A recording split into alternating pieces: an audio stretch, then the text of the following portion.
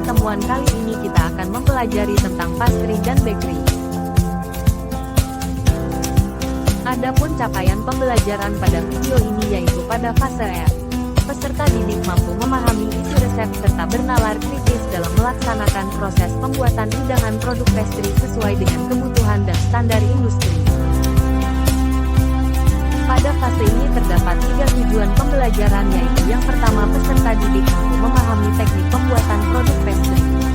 Kedua peserta didik mampu menjelaskan klasifikasi pastry. Ketiga peserta didik mampu menganalisis masalah pada pembuatan produk pastry. Pengertian pastry adalah kue yang berasal dari adonan berlapis. Kata pastry berasal dari kata pes dalam bahasa Inggris atau juga berarti patisserie dalam bahasa Prancis, yang berarti percampuran tepung terigu, cairan dan lemak. Pastry mengacu pada berbagai adonan. Baiklah, di sini ada produk pastry. Pertama ada cake, adalah produk bakery yang terbuat dari campuran tepung, telur, gula dan bahan tambahan lainnya. Disajikan dengan campuran krim, buah-buahan. Cakes biasanya disajikan dalam keadaan dingin. Contohnya black forest, tiramisu, berbagai jenis mousse. Yang kedua ada pie terdiri dari berbagai jenis. Dinamakan sesuai dengan filling atau isiannya. Pie dibuat dari pastry dough atau puff pastry, diisi krim atau buah. Bentuk dan ukurannya pun berbeda-beda, sesuai cetakan dan bentuk yang diinginkan. Produk pastry yang ketiga ada cookies, di mana cookies adalah jenis kue-kue kering yang berukuran kecil dalam berbagai macam rasa. Biasanya disajikan pada saat minum teh atau tea time. Cookies dibuat dari campuran tepung, telur, gula, lemak dan buah-buah kering.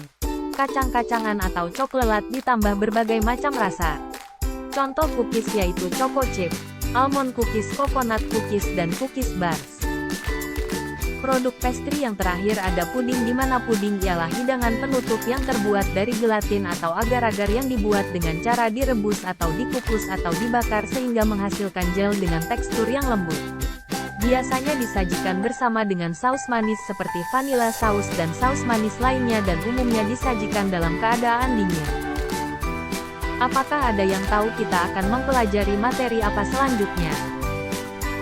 Benar sekali, kita akan belajar tentang klasifikasi pastry berdasarkan teknik pembuatannya.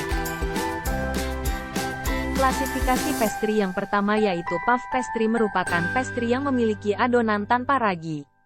Ciri khas adonan puff pastry adalah memasukkan lemak pada adonan dasar melalui proses pelipatan sehingga saat dipanggang menghasilkan adonan yang berlapis-lapis. Klasifikasi kedua yaitu croissant, di mana croissant adalah pastry yang dikembangkan oleh ragi. Adonan croissant pada dasarnya hampir sama dengan adonan danish, namun danish lebih banyak menggunakan gula dan telur sehingga rasanya lebih manis dan lebih empuk. Bahan dasar adonan dan teknik pembuatan danish dan croissant hampir sama. Jumlah pelipatan kedua jenis pastry ini juga sama, yaitu maksimum 4 single dan optimum 3 single.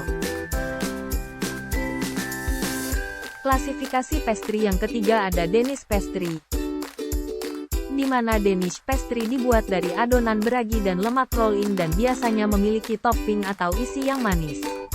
Jumlah lapisan pada adonan Danish tergantung pada kandungan bahannya. Semakin banyak jumlah lemak roll, makin banyak lapisannya. Klasifikasi pastry yang terakhir ada strudel dan pillow. Strudel dan pillow biasanya disajikan sebagai makanan penutup. Adonan strudel dan pillow menghasilkan lapisan-lapisan setipis kertas. Strudel merupakan pastry yang awalnya merupakan adonan yang lunak dibuat dari terigu protein tinggi, telur, dan air. Pembahasan terakhir yaitu tentang penyimpanan pastry, di mana penyimpanan dilakukan untuk memperpanjang umur simpan produk. Umur simpan pastry akan lebih lama jika disimpan pada refrigerator, dan dalam waktu yang sangat lama pada freezer, di mana dapat bertahan 6 bulan. Sekian pembelajaran kita pada pertemuan kali ini. Terima kasih. Sampai jumpa.